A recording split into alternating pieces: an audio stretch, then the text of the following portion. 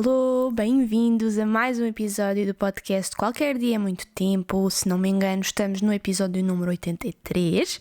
É bastante cedo, que horas são? 9h30. Eu já acordei há pá aí 2 horas, já fiz o pequeno almoço para o Duarte, ele já comeu, eu e o Ricardo já comemos, e entretanto consegui aqui um bocadinho para gravar o podcast e eu não podia deixar de começar por agradecer todos os comentários e mensagens que eu recebi depois do episódio anterior, em que eu coloquei assim na mesa a hipótese de acabar aqui com o podcast, ou de pelo menos fazer assim uma licença sem vencimento, e eu recebi imenso feedback, não só de pessoas a dizer que gostavam muito do podcast, independentemente dos temas que eu abordasse, por mais que fossem pessoas que não estivessem a passar pelo mesmo que eu, de maternidade e as dificuldades que isso traz, que mesmo assim gostavam de me ouvir e da companhia que eu acabo por fazer com os podcasts.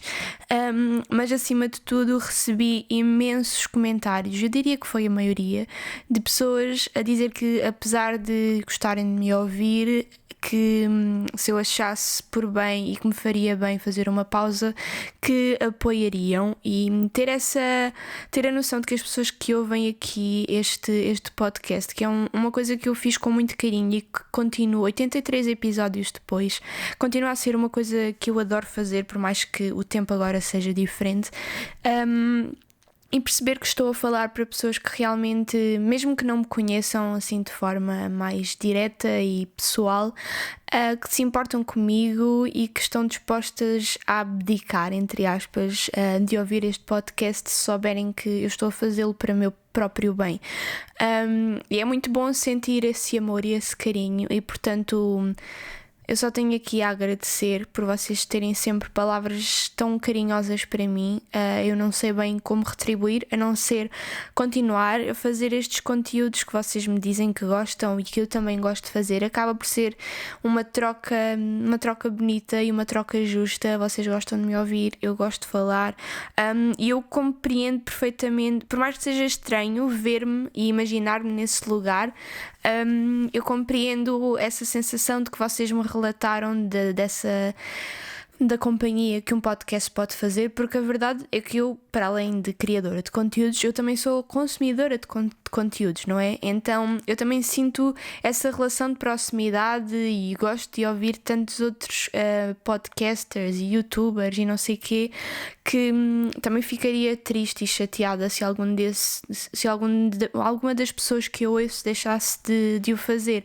Portanto, ao ler as vossas mensagens e comentários e perceber que para muitas pessoas eu sou essa pessoa, ou pelo menos faço parte do grupo de criadores de conteúdo que são importantes para algumas pessoas, fiquei meio que, ok, eu não como um sentimento de obrigação, de género, tenho que continuar a fazer isto porque há pessoas que dependem de mim. Eu sei que não sou assim tão importante, mas deu-me assim uma motivação extra para realmente continuar a fazer isto, que é uma coisa que eu gosto. Não pensem que por um lado eu vou continuar a fazer isto só porque sim e porque quero fazer o jeito a quem me ouve, porque eu gosto mesmo de fazer isto. Aliás, uma das questões que me tem feito estar menos bem a nível psicológico é justamente eu não estar a conseguir tirar o tempo que quero e que tirava antes para fazer estas coisas que me deixam tão feliz.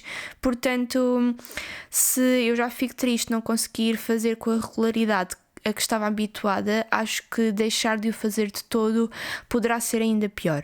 Portanto, a verdade é que não sei a periodicidade a que estes episódios e os vídeos no YouTube vão sair. Eu sempre tive um horário estipulado desde que criei o meu canal e tudo o que tem a ver com ele, mas eu acho que nesta fase, pelo menos até o Duarte estar na creche, que ainda não está para breve, para ser sincera, como acabámos de nos mudar, ainda não começámos essa procura, e como é Lisboa, eu sei perfeitamente que há listas de espera e há muita gente para poucos estabelecimentos, então o risco de termos de esperar muito tempo, muitos meses, é grande. Mas pronto, pelo menos até o Duarte entrar para um infantário ou para uma creche, eu não vou ter o tempo e as possibilidades de ter um horário estanque e certinho. Portanto, a verdade é que eu acho que o melhor meio termo é fazer tudo conforme consigo, postar assim conseguir, quando tiver tempo gravo,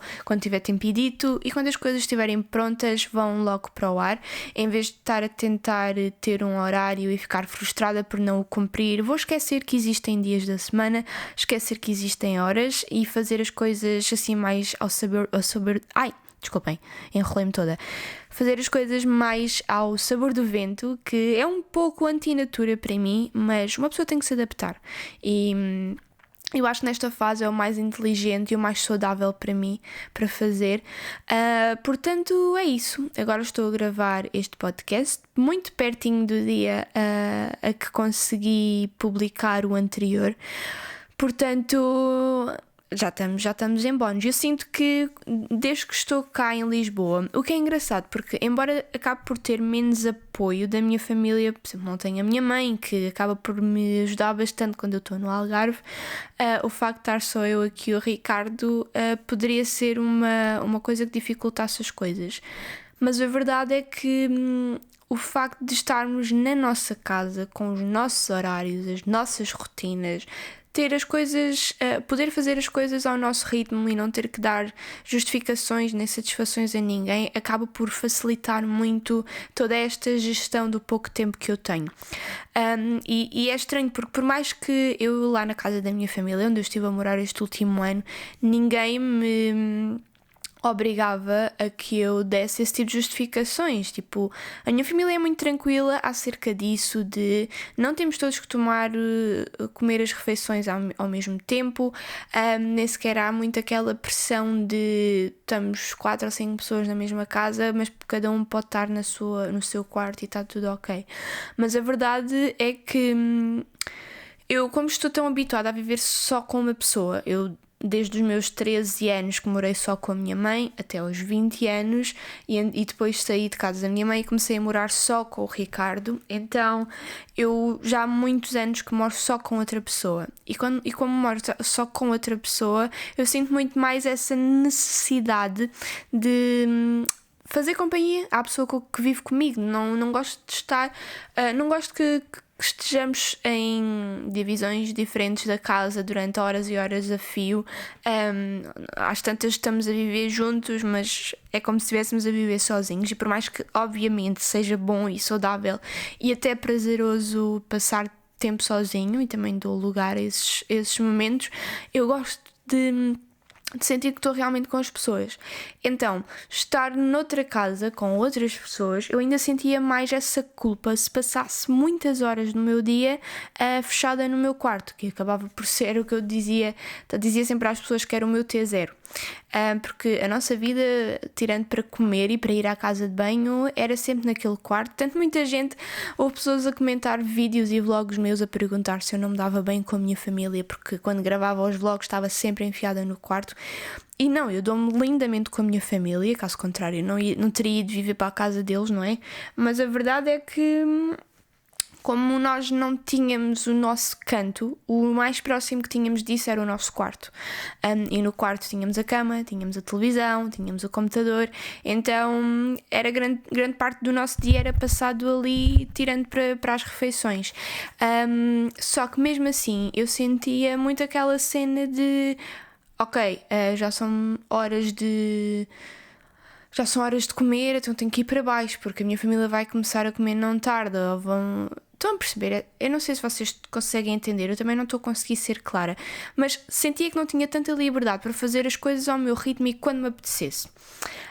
Que agora já não sinto isso, porque eu estou cá em casa, só eu e o Ricardo é que temos voto na matéria e nós estamos sempre muito em sintonia um com o outro. Então, tipo, se num dia comemos às 8 e no outro comemos às 9, não é problemático, desde que nos organizemos dessa forma. Não temos que dar satisfações a ninguém e é tudo mais leve, por mais que sejamos só os dois. Ou seja, por outro lado é mais complicado porque nunca conseguimos fazer coisas só os dois, porque há sempre alguém que tem que ficar a tomar conta do Duarte.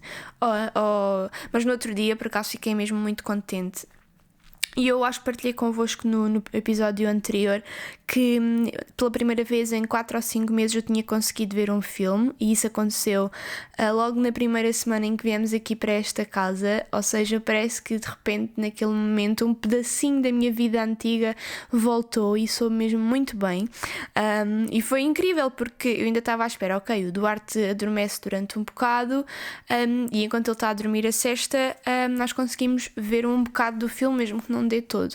Mas a verdade é que ele não adormeceu nunca durante o filme, mas teve o filme inteiro sem interrupções, sentadinho no meio de mim e do Ricardo no sofá, entretido ali com um brinquedo, e nós conseguimos ver o filme todo sem interrupções praticamente, e foi muito fixe perceber que conseguimos ter esses momentos mesmo quando ele está acordado. E nós temos muita sorte porque o Duarte é um bebê muito calminho, ele é um bebê muito fácil. Por mais que tudo isto seja muito difícil, eu só penso, ok, se isto me está a custar tanto e eu tenho um bebê super fácil e tranquilo e que praticamente não dá chatices, eu não quero imaginar os pais de bebés que são um pouco mais exigentes.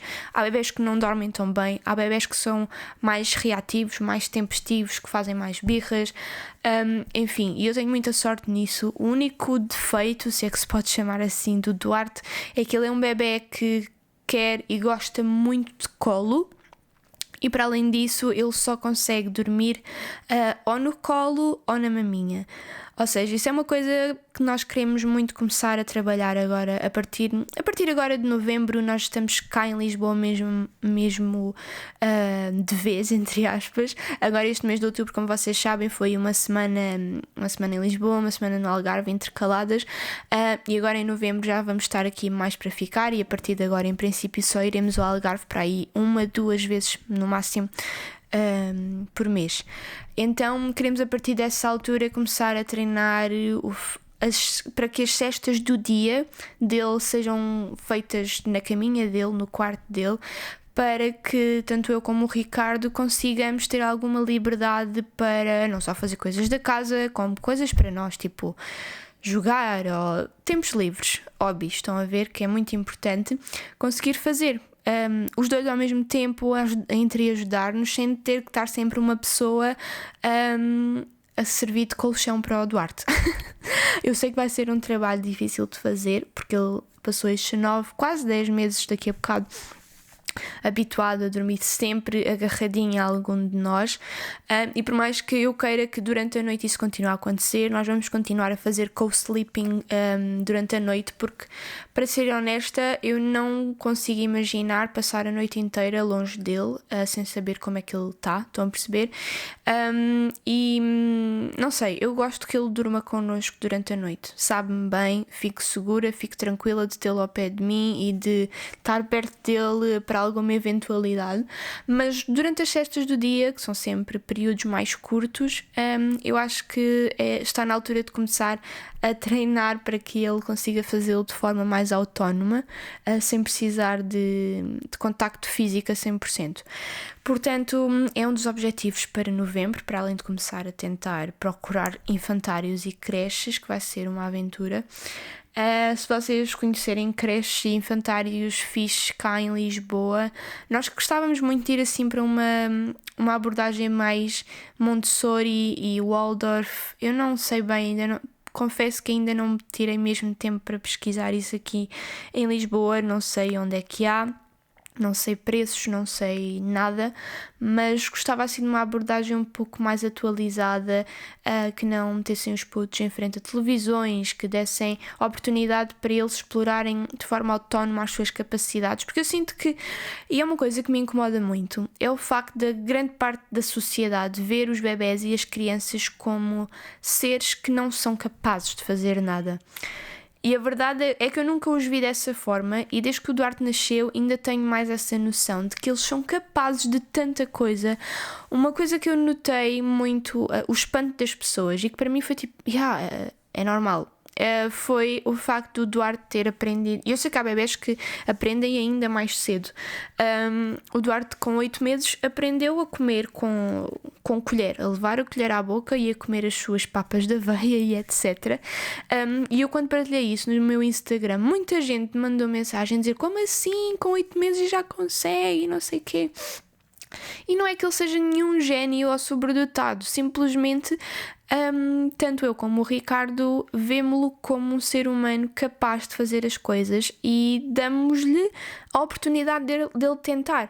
Demos-lhe, obviamente, durante muitos meses, desde que ele começou a introdução alimentar, nós punhamos as colheres ao lado e ele não ligava nenhuma, ou usava aquilo como brinquedo, atirava para o chão, até ter chegado um dia em que ele pegou na colher e levou à boca de forma perfeita, porque a verdade é que eles fazem e querem fazer aquilo que veem. Portanto, ao nós lhe darmos a colher e ele ver a colher ali ao pé dele, ele olha para nós, vê-nos a comer com talheres, eventualmente, a um determinado tempo, ele irá querer imitar e vai chegar uma altura em que ele vai conseguir.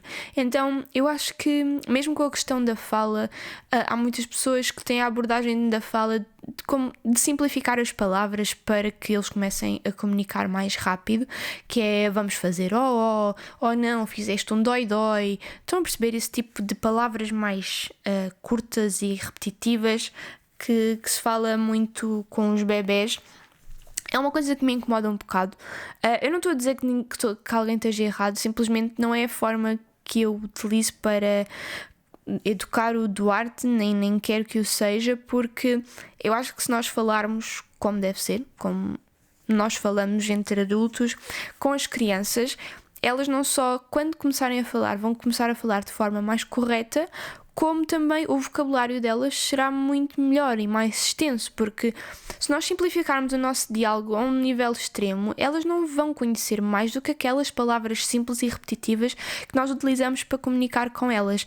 E sim, se calhar o Duarte vai demorar mais algum tempo até falar, porque eu falo com ele com palavras normais, se calhar mais difíceis dele fixar, mas a verdade é que ele chegará lá. E quando começar, vai saber que existem muitas palavras para falar da mesma coisa, que as palavras se dizem de uma determinada maneira, por mais que ele obviamente no início não as vá dizer de forma correta, mas eu não quero nada... Eu falo com ele a dizer: ok, agora vamos comer, eu vou fazer a tua comida, em vez de dizer vou fazer a tua papa. Também quando falo sobre mim, eu digo eu sou a mãe e não eu sou a mamã. Estão a perceber esse tipo de pequenas palavras que se acabam por simplificar para falar com as crianças? Eu não gosto muito de as utilizar. E se calhar estou errada, se calhar agora vem-me aqui uma terapeuta da fala ou alguém mais especialista em bebés e vai dizer que isso é importante de simplificar para os bebés conseguirem entender mais facilmente. Se for assim, digam, que eu sou sempre disposta a aprender e a retificar comportamentos, mas na minha cabeça, na minha forma de ver agora, faz-me mais sentido falar com as crianças e com o meu filho, no caso, como um ser humano completo que ele é, porque eu acho que se tem muito esta noção de que os bebés vão ser isto, vão ser aquilo, mas os bebés já são pessoas, só que ainda têm que descobrir muita coisa, a grande parte das suas capacidades. Eu acho que se nós limitarmos a experiência e o contacto deles com essas capacidades, acabamos por retardá-las. Não sei, é a minha forma de ver a coisa. Mas pronto, entretanto, não sei porque comecei a falar sobre isto. Estava a falar das creches, vou ter que começar com essa aventura e estou um pouco nervosa, porque a minha ideia, para ser mesmo perfeito todos os planos que eu tenho na minha cabeça, seria muito fixe o Duarte começar a ir para o infantário com um ano e pouquinho, tipo janeiro, fevereiro, março, pronto. Seria muito fixe não só para ele, porque eu acho bom ele ter contacto com outras pessoas, com outras crianças, para não depender tão única e exclusivamente de nós, de mim e do Ricardo, mas também para mim e para o Ricardo, não só a nível profissional como também a nível pessoal, de podermos ir ao cinema juntos, que é algo que nós por enquanto vamos ter de fazer à vez, agora neste mês de outubro, acho que estreou ou vai estrear agora no fim do mês uma série de filmes que parecem brutais, e vamos ter que ir à vez. Um dia vai ele, no outro dia vou eu, e pronto, vamos ter que ir fazendo assim as coisas até o Duarte estar na creche ou no infantário, ou eventualmente se tivermos que esperar muito tempo, e imaginem que só há vagas para o próximo ano letivo, que é tipo em setembro. Provavelmente terei que arranjar alguém que fique com ele de vez em quando, uma babysitter, uma ama, qualquer coisa assim do género. Mas pronto, logo se vê, um dia de cada vez. E o que é que eu tenho mais para vos dizer? Eu estou a olhar aqui para a minha janela e eu nesta casa, eu moro assim num andar mais alto, então tenho uma vista muito fixe pela cidade. Eu não estou tipo no centro de Lisboa, quem me dera, mas estou numa zona fixe e eu da minha janela do quarto, que é onde eu estou a gravar agora, eu tenho uma vista assim ampla sobre vários prédios e está um nevoeiro tão cerrado que eu só consigo ver o prédio que está imediatamente à frente do meu, não consigo ver mais para lá e é bué estranho. Eu adoro nevoeiro. Não sei se vocês são dessa opinião. Eu lembro-me bem de um dia, eu estava na secundária, portanto tinha pai 16 anos, e houve um dia em que estava um nevoeiro tão cerrado e tão baixo que nós literalmente andávamos no meio das nuvens, tipo a pé, porque tipo, normalmente há nevoeiro, como está hoje, mas as nuvens ainda estão relativamente altas, mas naquela vez foi a única vez em que isso aconteceu desde que eu estou viva, pelo menos experiência própria, que era, as nuvens estavam literalmente ao nível do chão, então nós do sítio onde eu estava para, eu nem sei se chegava 2 metros para a frente, já não se via nada. Era um pouco claustrofóbico, mas ao mesmo tempo foi bué mágico esse dia. Estava tudo tão diferente, literalmente estávamos todos a viver nas nuvens, mas ao mesmo tempo era uma sensação muito estranha nos olhos, porque como víamos tudo assim meio baço, porque estávamos literalmente dentro de uma nuvem, eu tive o dia todo com uma sensação de que tinha shampoo nos olhos. Nunca mais me esqueço dessa sensação que eu tive, e sempre que vejo nevoeiro lembro-me desse dia, e em 2011, já há 10 anos atrás. Oh meu Deus, parece que foi ontem. E pronto, ontem fui passear, ontem tivemos assim uma tarde, tínhamos algumas tarefas para fazer e acabámos por juntar o ter que cumprir essas tarefas com o aproveitar para passear por Lisboa, que é uma coisa obviamente que eu adoro. Então fomos ali à zona da Baixa, do Chiado, Rossio, etc. Acabei por ir a alguns estabelecimentos que faziam parte do meu dia-a-dia quando eu morava na Praça da Alegria, e fez-me sentir muito bem. Lá está, ir fazer ou imitar certas porções da rotina que era a minha rotina antiga, agora nesta minha nova realidade com o Duarte, fez-me, por mais que de certa forma seja nostálgico, porque antes eu fazia aquilo tudo e tinha o tempo todo do mundo, não tinha grandes responsabilidades, podia fazer tudo ao meu ritmo sem me preocupar com outras coisas. Agora é tudo diferente, e por mais que às vezes essa comparação seja um pouco difícil de lidar, por outro lado, como ontem estava bastante bem disposta, fez-me perceber que agora as coisas estão diferentes, mas tu ainda consegues fazer coisas que sempre gostaste de fazer. Então fui ao Green Beans, que vocês já me devem ter ouvido falar do Green Beans. Eventualmente, desculpem, dei grande soco no microfone. Já devo ter falado do Green Beans alguns aqui no podcast, já falei no canal de certeza e no Instagram, sem sombra de dúvida, mas aquilo é uma espécie de mercearia vegan, e também tem uma loja com produtos de cosmética, com calçado, com muitos produtos sustentáveis e vegan, e antigamente também tinham um café onde eu comia as melhores pizzas e os melhores salgados, empadas, folhados, tinha um bolo de chocolate maravilhoso, tinham hambúrgueres, pronto, assim, comida mais, não é fast food que eu quero dizer, mas assim, comida mais rápida, estão a ver? Folhaditos, salgaditos, e eu amava, porque é uma coisa muito rara de se encontrar em versão vegan, e os deles, para além de serem, eu achava barato, tendo em conta que estava no centro de Lisboa, eram super mas tipo super saborosos, e eles infelizmente fecharam a parte do café agora por causa do Covid, porque não lhes compensava os custos, tendo em conta que obviamente tinham muito menos clientela.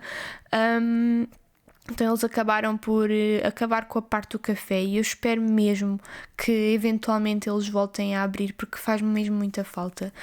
Mas pronto, fui lá ao Green Beans, comprei algumas coisas que precisava, depois fui almoçar ao Green Affair, que é o meu restaurante favorito de Lisboa, pelo menos dos que já experimentei, ainda me faltam experimentar muitos, mas é mesmo daqueles sítios quando eu quero sair e saber, ter a certeza de que vou comer uma coisa maravilhosa, eu vou ao Green Affair. Há no Chiado e há no Saldanha, se não me engano, e esqueçam, para mim os pratos são todos maravilhosos, não é muito caro. Por exemplo, eu ontem comi um menu com entrada, bebida e prato principal, e paguei 10€. Portanto, não acho muito caro, tendo em conta que é o centro de Lisboa e que, imaginem, não é um buffet, nem nada assim muito fast food, é mesmo um prato e aquilo vem tudo bem bonito, tem quase um ar gourmet, portanto 10€ por isso a mim parece-me bastante justo. Depois fui à Scoop and Dough, que é uma loja de donuts que era a 500 metros da minha casa antigamente, portanto eu ia lá muitas vezes, as pessoas lá já me conheciam, mas entretanto com este ano que passou, as pessoas, pelo menos quando eu lá fui, as pessoas que lá estavam a trabalhar já não eram as mesmas, então já não pude meter conversa, nem pedinchar um desconto. Estou a gozar, nunca fiz isso. Sempre paguei pelos meus donuts. Mas pronto, fui assim a vários sítios onde costumava ir, mas ainda não fui capaz de voltar à Praça da Alegria. Não sei, acho que vai ter que passar um tempinho até eu ser capaz de lá ir, porque são muitas memórias, e como eu ainda não estou... psicologicamente ainda não estou a 100%, eu sinto que lá ir só me vai trazer ao de cima coisas que eu não quero. Portanto, aquilo não há de sair de lá, eventualmente irei lá dar uma volta e ver como é que aquilo está tudo. E sim, o que é que eu tenho mais aqui apontado?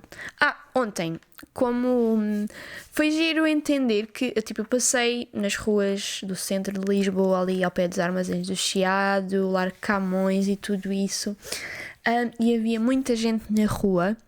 De repente parece que voltou tudo ao normal. Tipo, a sensação que dá quando se está na rua, principalmente agora que deixou de ser obrigatório andar de máscara na rua, mas que é algo que eu ainda não consigo fazer. Ainda me sinto um pouco estranha. Eu ontem andei na rua durante imenso tempo e tive sempre de máscara. Ainda não me parece muito... fico meio ansiosa em pensar em estar sem máscara, mas à minha volta estava toda a gente sem máscara, e eu confesso que foi muito bom ter esta sensação de que o Covid está a acabar. Eu sei que ainda não acabou, eu sei que ainda estamos muito longe dessa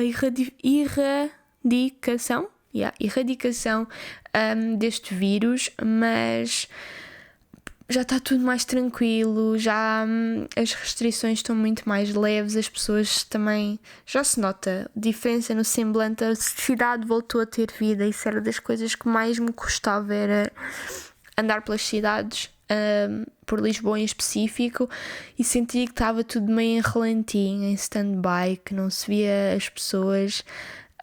Lisboa, que é uma cidade que vibra tanto com o turismo e com os trabalhadores, as pessoas que trabalham no centro, há muita vida, sempre muito movimento, e eu lembro-me no primeiro confinamento, que foi aquele assim mais hardcore, em que as pessoas estavam mesmo muito, muito, muito assustadas, de ir à Avenida da Liberdade, que era tipo a 20 metros da minha casa, que é um sítio que, se vocês já lá foram, está sempre cheio de gente, com muitos carros, muito movimento, e de repente eu estar no meio da Avenida da Liberdade e ser a única, não haver um único carro. Eu não falei, mas tenho quase certeza que se eu tivesse gritado ou falado, aquilo fazia eco. Só haviam os passarinhos. Tinha sido algo que eu nunca tinha ouvido na Avenida da Liberdade. Conseguir ouvir os pássaros. E por mais que isso tivesse tudo um lado bonito, parecia que estávamos a devolver o mundo à natureza,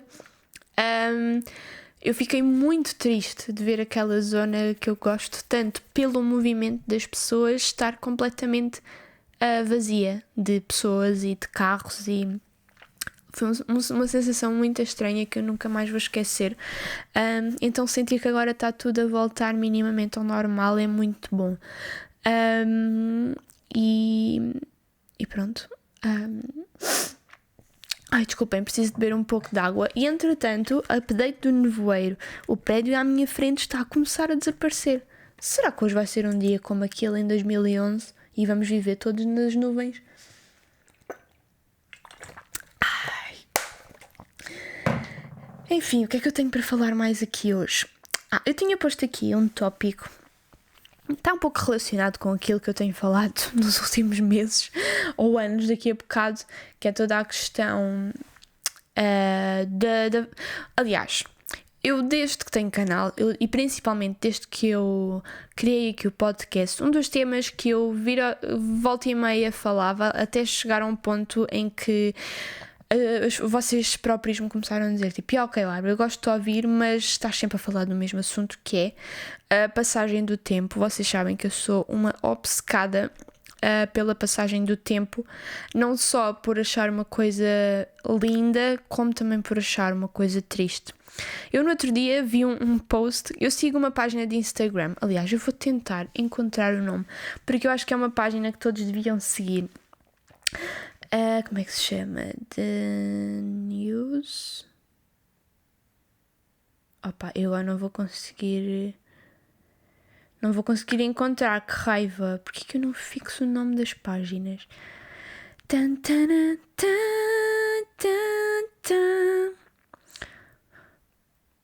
Ai, desculpem esta pausa. Estou aqui a fazer scroll a ver se por obra e graça do Espírito Santo volta a aparecer a publicação. Eu já fiz partilhas, se calhar é mais fácil ir ao meu arquivo do Instagram e tentar encontrar uma partilha de algum post dessa página que eu tenha feito, que eu sei que fiz. Ok. Chama-se Global Positive News, tudo pegado. E basicamente é uma conta de Instagram onde se partilham só boas notícias. E eu sinto que é uma coisa que aquece o coração e que faz um bocadinho de falta hoje em dia. E eu no outro dia vi um post que eram duas fotografias de um casal novo e de um casal velho, que eram as mesmas pessoas. E era um casal que estava junto há 50 anos, acho eu, e que se tinha conhecido no festival do Woodstock. E que nesse festival, tinham tirado uma fotografia juntos que nunca chegaram a ver.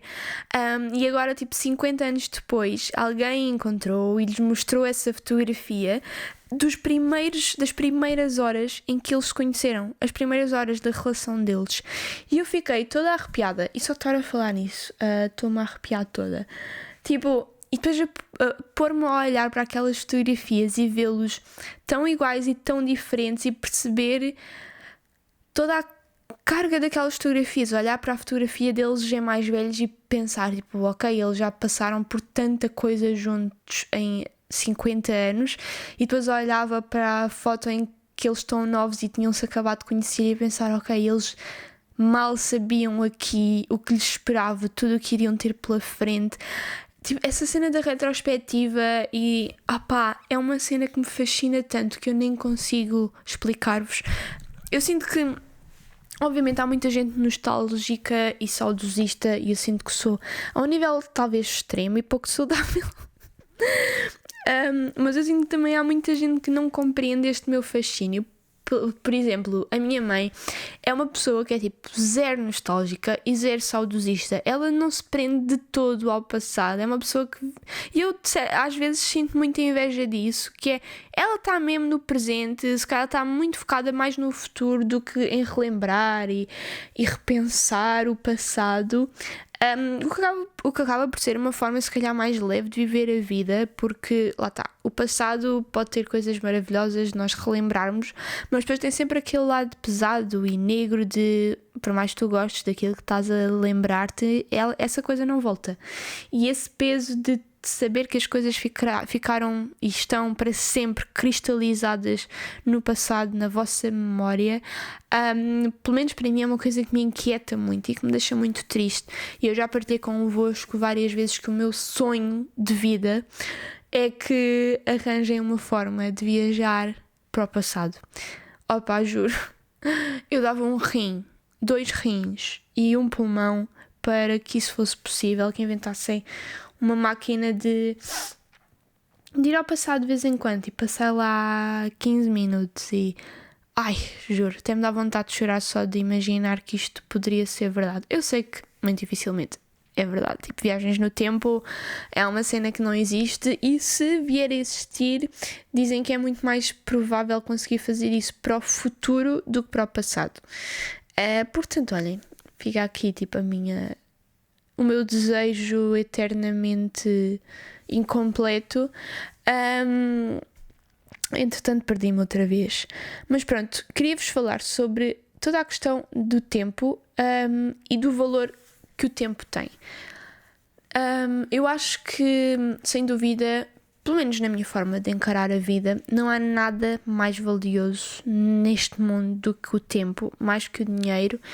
A verdade é que vocês com dinheiro acabam por conseguir comprar tempo, não é? Se vocês, tipo, tiverem que ir a algum lado e precisarem de apanhar bué de transportes e, tipo, se calhar levarem 2 horas a fazer um percurso de 40 km, é diferente do que pegarem, tipo, num jato privado e fazerem em 5, não é? Mas eu tenho percebido com esta coisa da maternidade, realmente, um dos meus maiores medos quando eu estava grávida, para além do parto, era a privação de sono e as dificuldades todas que um bebê poderia trazer, por exemplo, o choro, as birras, as cólicas. Eu tinha muito medo disso. E a verdade é que, para além de ser muito sortuda nesse aspecto, porque o Duarte dorme muito bem desde o início, ele teve algum tempo com cólicas, mas ao fim de um mês já tinha passado e não voltou a ter. Mesmo com os dentinhos ele não fica muito insuportável. Ou seja, eu acabo por falar aqui de um lugar de privilegiada neste aspecto, mas eu percebi que o que realmente me afeta nesta coisa toda de ser mãe, e para mim o que é mais difícil nisto tudo, é realmente a falta de tempo.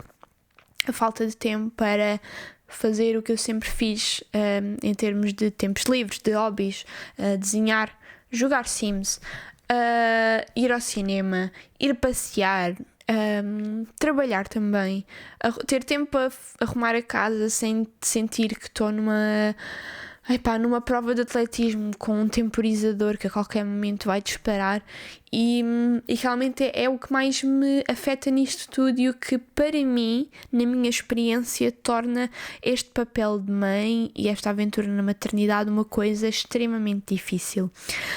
E se eu já dava valor à passagem do tempo e ao tempo propriamente dito, nestes últimos 9 meses em que o Duarte está cá, eu valorizo isso ainda mais, e é o que me faz às vezes, e eu tento contrariar isso, porque eu sei que vou ter umas saudades gigantes do Duarte em bebê, mas ele é um bebê fofo, lindo, carinhoso, e eu, por exemplo, eu adoro que ele...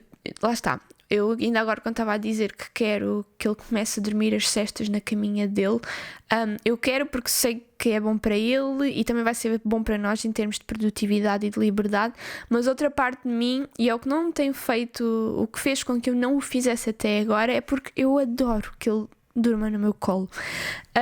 E é uma das coisas que eu adoro desde o primeiro dia, e desde o primeiro dia, sempre que ele adormece agarradinho no meu colo, eu olho para ele e vejo o nosso reflexo no espelho e tento imaginar-me daqui a 20 anos e saber as saudades gigantescas que eu vou ter daqueles momentos de sentir o peso dele em cima de mim, e eu sei disso porque de uma forma completamente diferente, obviamente eu já senti isso, mas eu tenho um primo que é 10 anos mais novo que eu, 11 anos mais novo que eu, e eu, quando ele nasceu, eu tinha 11 anos, obviamente, e eu adorava pegar-lhe ao colo. Eu sempre adorei bebés desde criança, desde que era um bebê que adorava de bebés, é o que a minha mãe diz, sempre que eu via um, ficava embasbacada e não prestava atenção a mais nada. Então eu lembro-me perfeitamente de pegar no meu primo ao colo, às vezes tentar adormecê-lo e entretanto ele foi crescendo, obviamente, e até, nos últimos 15 anos, pronto, ele vai fazer 15 anos agora, portanto nos últimos 14 anos, digamos, eu nunca tinha voltado a pegar num bebê e eu falava com o Ricardo, mesmo antes de engravidar, e dizer, eu tenho tantas saudades de pegar num bebê e de sentir aquele peso em cima do meu corpo, que foi uma das memórias que mais me ficou marcada, que era a sensação daquele abraço, daquele peso do bebê no nosso colo, a dormir completamente em peso morto. E obviamente assim que o Duarte nasceu, foi logo das primeiras coisas que eu voltei a sentir e a valorizar. Então eu sei que é uma questão de tempo até isso deixar de acontecer, porque ele está a crescer, daqui a bocado tem 1 ano, e obviamente ele ainda caberá no meu colo durante muito tempo. Mesmo que tenha 20 anos, a gente arranja um espacinho para ele vir para o colo também. Mas vocês percebem o que eu quero dizer. Então, como eu gosto tanto desse momento e sei que é uma questão de tempo até deixar de acontecer, eu acabo por, só mais hoje ele fica a dormir aqui no meu colo, a sesta. Então, mas pronto. Entretanto perdi-me outra vez.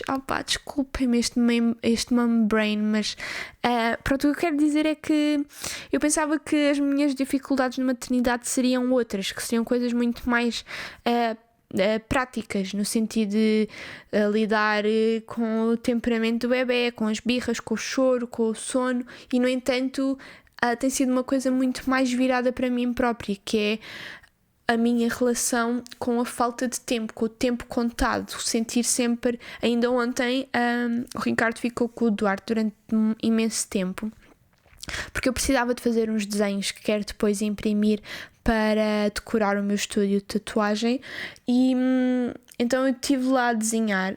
Só que como eu estava sempre a sentir, ele a qualquer momento vai se chatear, vai-me ver, vai querer vir para o meu colo, portanto bora lá despachar isto. Eu estava a desenhar com essa pressão, meio que à pressa, então depois o desenho nunca saía bem e acaba por ser uma bola de neve, porque eu apresso-me para demorar menos tempo, só depois quando me apresso não desenho tão bem, engano-me mais vezes, então acabo por demorar mais tempo. E às tantas tive 2 horas, se calhar nem chegou, mas pareceu bastante tempo, ali a desenhar para chegar ao fim e não gostar de nada do que fiz. Ou seja, para quê, Bárbara? Então, é todas estas pequeninas coisas em relação ao tempo que têm afetado o meu dia-a-dia e me têm afetado muito a nível psicológico, porque eu ainda não sei bem navegar neste mar. E o mais aflitivo é que se me dissessem, Bárbara, tu vais sentir isto durante 2 anos da tua vida. Eu 2 anos é bem tempo, mas te faz ter a noção de finitude, a noção de fim, a noção de prazo, para mim era muito importante, porque eu sou uma pessoa que se rege muito por horários e organização, e é o que me incomoda mais nisto tudo, é eu não poder organizar nada, porque um bebê é imprevisível, precisa de vocês quando vocês menos esperam. Se num dia se calhar está bué tranquilo e vocês conseguem fazer imensas coisas, no dia a seguir se calhar quero o dia inteiro estar na vossa maminha. Esta imprevisibilidade que é o mais difícil, e eu não ter o tempo.